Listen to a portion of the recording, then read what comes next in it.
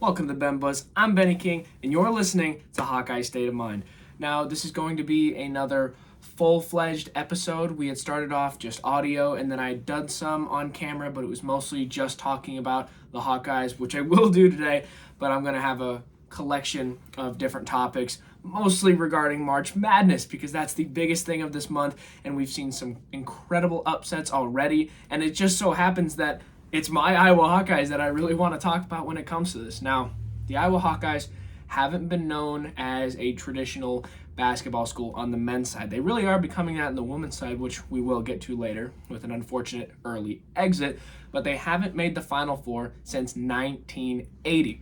Haven't even made the Sweet 16 since 1999. I believe the other Final Four appearances were twice in the 50s.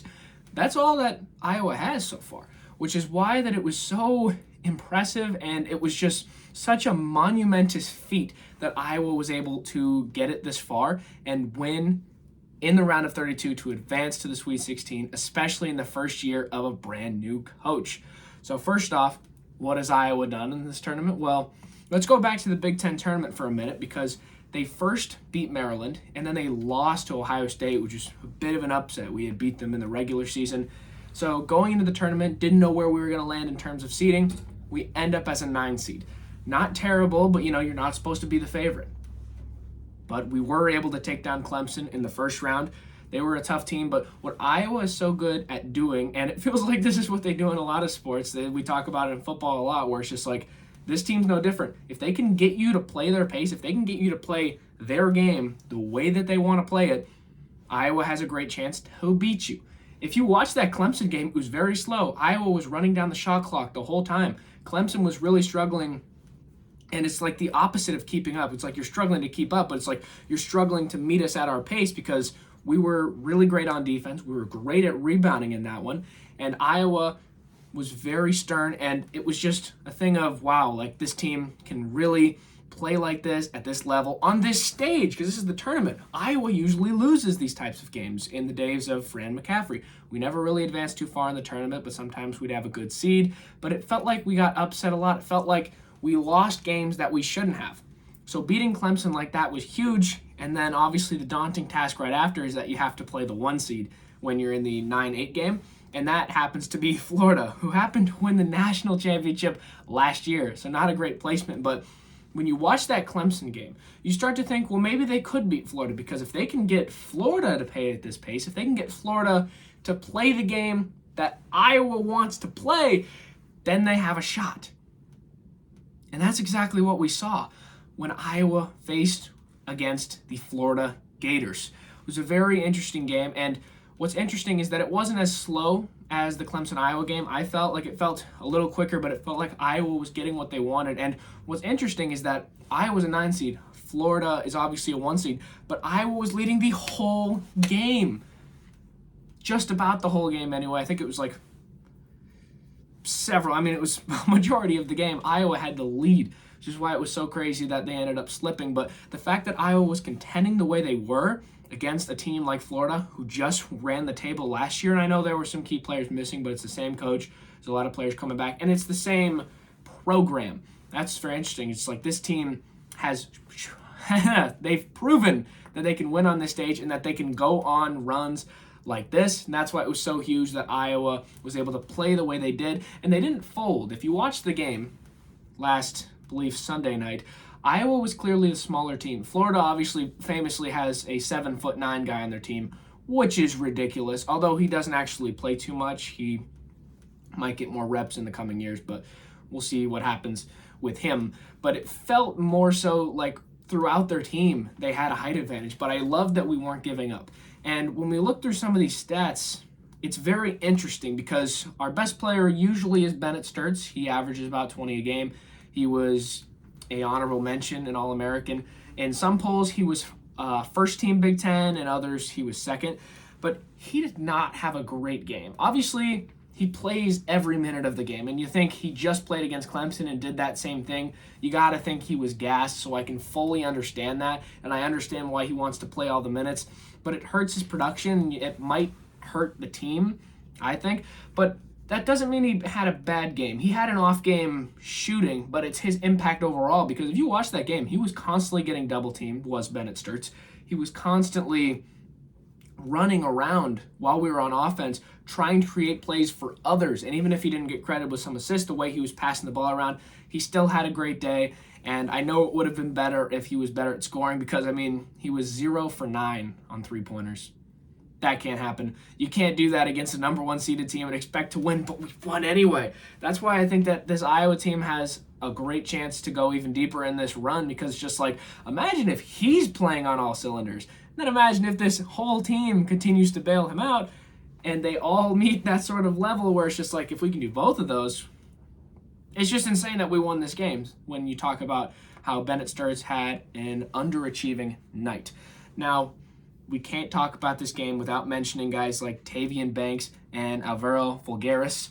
Tavian Banks was a monster all game. He was great at getting and ones and just getting them to go on some of his drives, which is such a underdog mentality, because when you saw him run up at like multiple guys who were like towering over him and then he gets the shots to fall, he was incredible. And then Fulgaris gets the shot to fall. The last play, I'm going to break down the last play a little because it's very interesting. Florida decides to press when they're up by 2 with 8 seconds. It just seems like it was doomed from disaster from the start. Why are you pressing when you're already ahead? And the pressing had not worked. We just passed it around them. And I understand that it definitely rifles with, our confidence or, our composure. I understand that. And if you end up getting a steal, then we'd call you geniuses. But you're up by 2. You're not trailing. You're not trying to get a steal to try to tie it. You already are in the lead. Get back on defense and protect the basket. Instead, what happens is you have a beautiful inbound pass from, I believe, Cooper Koch, gets it into Bennett Sturts in stride. Sturts takes off, and basically what you created is a fast break. You created a fast break for Iowa. Sturts gets to Fulgaris in the corner, and Fulgaris hits the shot, and now you're down by 1. Completely unnecessary. Why did you press? I'm thankful that they pressed as an Iowa fan, obviously, but it's very strange. When you're up like that, why give us an opportunity for a fast break like that? It's very easy to get points like that. Usually see those off of turnovers, this one off the inbound, of course, but why would you create that? Why would you even allow that to be a possibility? That's what makes no sense about it. And it cost you big time. It cost you the game. It cost you the season. So that really confused me. Some guys that I want to see more of, well, Cam Maniau, he ended up having 6 points. He was 21 minutes. He was more of a liability against Clemson. This is why we started taking him out, because against Clemson, he could not hit a free throw. And I think he's going to have to be in the lab more trying to work on that, because he needs to get better at that, because we can't have you on the court in the last few minutes. Because if they just foul you and they know that you're going to miss, then you're a liability. We saw that a little bit with Tavian Banks. The issue was he went 5 for 10 on free throws. I think he was like 7.5 out of 10, like free throw shooter. So he's not terrible, but the issue is that we had a lot of 1-and-1 opportunities. When you miss those 1-and-1 opportunities, then you end up with nothing, and it's like that was a great foul for them, where it's just like we lose an entire possession there. Now, what I need to see from Bennett Sturts going forward, well, I mean, please don't go 0 for 9 from the three-point line again. That can't happen again. That doesn't mean he played terrible. He still had 13 points, and yes, he had 5 assists. So not terrible stat lines, but honestly, you'd like to see more from him. And I think just the scoring, where it's either it's going in, or, if he's struggling, if he's not getting his shots to fall, then you got to stop at some point. And I like that towards the end, he started to turn it around under the basket. Like he hit a falling away 2. That was a pretty good shot. And he hit another 2 under the basket. And then he tried to hit another one, but didn't end up working out. But if you're going 0 for 9 on three-pointers, maybe just ease off of it, because we're struggling to rebound these. We're struggling to keep the possession alive. And obviously I love Sturts. Obviously I know that he can hit those. And we'll see when he's better rested, when they play Nebraska later in the week. So we'll have to see how Sturts ends up performing then. But that was unacceptable, going 0 for 9. At a certain point, you just got to pass it off or try to take it to the lane. He's really good at going towards the lane and just going right to the basket. Like, he makes it from the three-point line to the basket so incredibly fast. So Iowa had a great day. And, obviously, the first Sweet 16 appearance since 1999. You got to talk about a guy like Ben McCollum, who won multiple D2 championships back at Northwest Missouri State, I believe. He then ends up going to Drake. He brings some guys with him, including Bennett Sturts. And then he gets the Iowa job. And that's what's so impressive about all of this. These weren't heavily coveted, recruited guys. Like, he brought up Bennett Sturts from Northwest Missouri State. He ends up bringing a ton of Drake transfers. Alvaro Figueres, who hits the buzzer beater, was a Robert Morris transfer. That's why this is so impressive, and that's why this is March. This is what makes March special. When you know, like, oh, he was at Drake, he was at Drake, he was at Drake, he was at Robert Morris, and they just defeated the defending champs in the round of 32.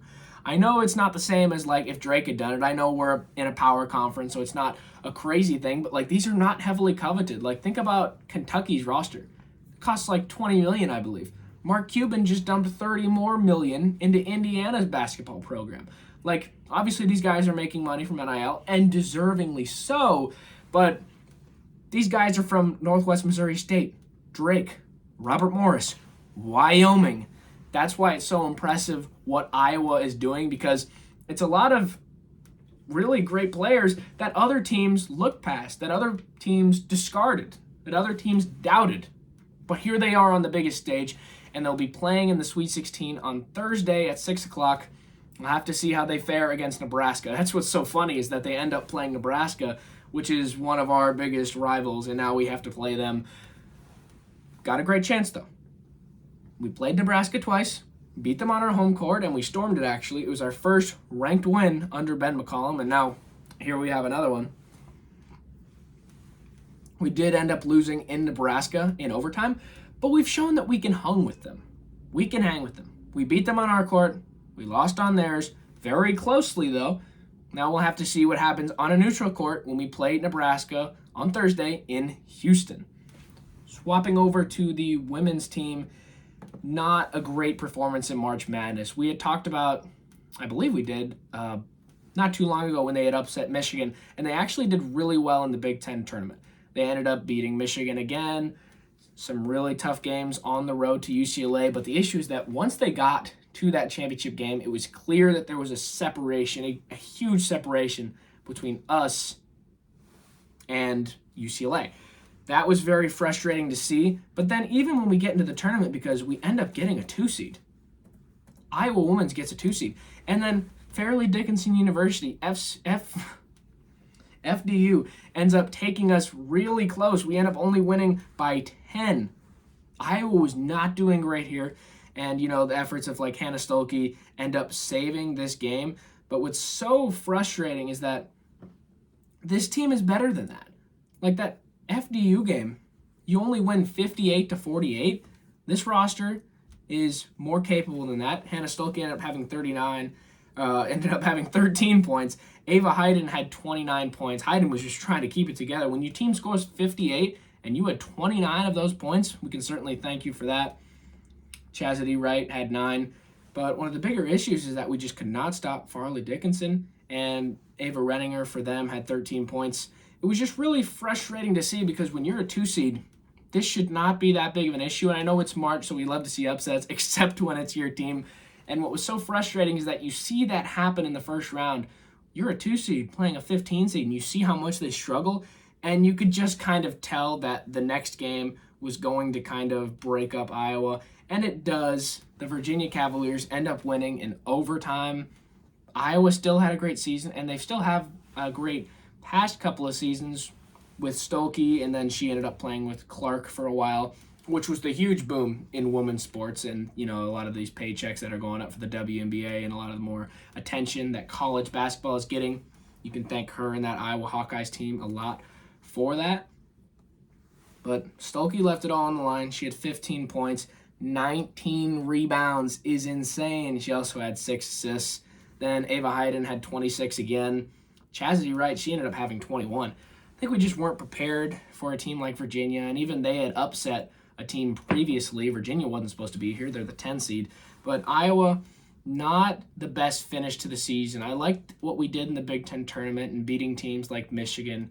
Iowa really felt like they had something going for them, and they ended up getting a 2 seed. But you're that close with FDU in the first round, you can just kind of tell that there's probably not going to be a great run. Usually when a team is that close in the first round, they either respond and like flip it around and use it as almost like a wake-up call, or it just kind of releases and we kind of reveal some, maybe some rust behind the rags here, where we didn't realize, like when we bought the car, that it had a bunch of rust on it until we took the thing off, and then now we see all the rust, and then we see the car eventually die out against Virginia. I didn't even realize I was going to go with that analogy until I did it. But Virginia played a great game, obviously. Paris Clark, she had 20. Kimora Johnson, 28 points. I mean, we were just getting relentlessly berated by Virginia, and you know what? They deserve it. We've had some great recent success in, Iowa. This team accomplished a lot this season. The final tally is 27-7, but unfortunately that's how it comes to a close. Who would have thought that the men's team would still be going past the women's team? I mean, they came in as a 2 seed. They came in with a lot of hype. They were ranked all year, whereas the men's team was falling off a lot, struggling to keep up the pace. Only won 1 game in the Big Ten tournament, despite a strong start, and ends up getting a 9 seed, but all of a sudden they're in the Sweet 16, and then the 2-seeded Iowa Hawkeyes end up falling to Virginia in overtime. It's unfortunate, and, girls like Hannah Stolke, she'll likely be going to the WNBA next year.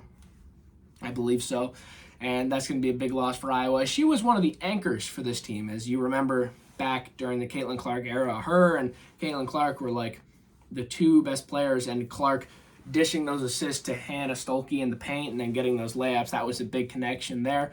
So now one of the few remnants still on the team from that Clark era, slowly disappearing into the WNBA or abroad. So it's an unfortunate finish for the Iowa Hawkeyes women's team. We expected them to go further at least. And after I saw that game against FDU, I'm like, well, we're probably not going to go on a big run, but you'd at least like to win a couple. Felt like this one was definitely winnable. Obviously, you went to overtime, but then Virginia just ends up overpowering you by 8. I was a little worried at the end of the Big Ten tournament after the UCLA game, because UCLA, they were really ready to play, and I was just thinking, well, maybe that's just the separation between us and them, but maybe they just revealed some of our weaknesses, and then these teams later assessed that blueprint and then administered them on us. But all in all, it's an unfortunate close to the season, and we'll just have to see how they rebound next year. But the Iowa women's team has an early exit as they get upset by Virginia in just the second round. Bouncing back over to the whole scenario of March Madness here, we are now at the Sweet 16. I'll switch this one here. And now we have 16 teams. My bracket is already broken, as is everybody's. It actually made it almost a couple days ago. One of the last games, I believe, Tennessee beating Virginia broke it. But now, start to look at some of these games. Number 11, Texas against number 2, Purdue. It's been a minute since a team went from the play-in or just from an 11 seed and made the Final Four. I believe UCLA made it off the play-in, and then recently NC State just went to the Final Four with Burns. Number 9, Iowa versus number 4, Nebraska. That one is going to be electric. Number 4, Arkansas versus number 1, Arizona. Number 3, Illinois versus number 2, Houston. It's going to be a great game. Then number 5, St. John's versus number 1, Duke. Number 4, Alabama versus number 1, Michigan. Number 3, Michigan State versus number 2, UConn. And number 6, Tennessee versus number 2, Iowa State. When I started this show, I did not think for a second that we would get to the final 8 games and I would still be talking about my Iowa Hawkeyes basketball team. That is awesome. I'm still excited that we're still in it. I mean, we haven't been this far since 1999. It's crazy. But when you start to look at these remaining teams, you start to think, okay, who's the most dangerous and who can win beyond this point? I'd like to start with Arizona. I've been riding with Arizona all season. I've talked about them a little bit on this show, and I actually picked them to win my bracket. I had even kind of said, like, I think they're the best way back at the start of the year. And that's because their discipline and their ability to win tough games. Go back to the beginning of the season, and I actually will, as we talk through some of these games that Arizona won. Arizona was just on a tear. They were one of the last undefeated teams in college basketball, the last power conference, still undefeated. And you go back to the start of the season, and you can see why this team was on a tear. see as I pull up the beginning game. So they end up actually going to Florida and upsetting Florida. That was the biggest thing for me, is that you go into the Swamp against the defending national champions and you find a way to win. They end up winning 93-87 over Florida. After that, I was like, okay, not only did you go into a very toxic road environment, but you found a way to win, and they didn't stop there. They end up blowing out a lot of lesser teams. You know, they go on the road and beat UCLA, and that one was less impressive. It was more impressive then when UCLA was ranked. But then you go to number 7 UConn, who's still in the tournament, by the way, and you win 71-67. These are road games, and these are back-to-back right after they played UCLA. That's why I think Arizona has a really good chance, because you can see their toughness and discipline and how they're just able to stack games. Because you can even go even further. They go to number 18 Alabama, who's also still ranked, by the way, and you win 96-75. Alabama's still in the tournament. UConn is still in the tournament. Arizona has proven that they can go on these runs in the regular season and just keep winning, and that's what you need to do in the tournament. That's the most important thing, is that, okay, you can win one game. Okay, maybe you're the best. Maybe you're the most talented. But how much can you carry that over into the next game? How talented are you, and how disciplined are you to keep that same effort up over and over against these tough teams? Because Arizona did that. Game after game, they just kept doing it. And the only losses that they had was they went to Kansas. Kansas is a true blue blood. You do not want to go to Kansas, and Kansas was very great this year. They ended up taking St. John's to the buzzer in the round of 32. They do end up losing, but you lose to them 78-82, and then right after that you lose at home to Texas Tech 78-75 in overtime. But they beat Houston at Houston. They beat BYU. They had some tough games against Iowa State. 73-57 they beat Iowa State, who is also still in the tournament. Like, this is all regular season. A lot of these games are back to back. Like, they play Kansas and they win this time 84-61. 84-61, they just completely flip that. And a lot of these teams that they might see again, like if they see Houston again or Iowa State, I'm taking Arizona there. But you do all these back-to-back, and it's just the consistency. They even beat Houston again in the Big 12 tournament, as well as Iowa State again. There's a lot of these teams that they've already beat. Arizona has been really incredible this season, and I would be really surprised if they don't go on a run, because they've been so impressive. They continuously answer the bell. Just go through the regular season. Look how many teams you see a number next to their team. That tells you all you need to know. Because all of these teams, I mean, this is the final 16. I don't care what an AP ranking, I don't care what it was at the beginning of the season. These are the 16 best teams. If you're here, you're one of the best. Arizona has proven that they can beat these type of teams time and time again. I'm taking Arizona here still to win it all. So I would pick Arizona there, 100%. They struggled a little bit against Utah State, but Arizona is just so talented. And the way that they spread around the ball, where you have to worry about multiple people. You got Jaden Bradley, he scored 18. Braden Burries had 16. Motijus Krivas? Maybe it's Krivas. Apologies, but he had 11. And then Koa Pete had 14, where it's just like the way they constantly spread it around and so many guys gets a piece of it, it's really difficult to stop this team. And I'd be surprised if anyone does.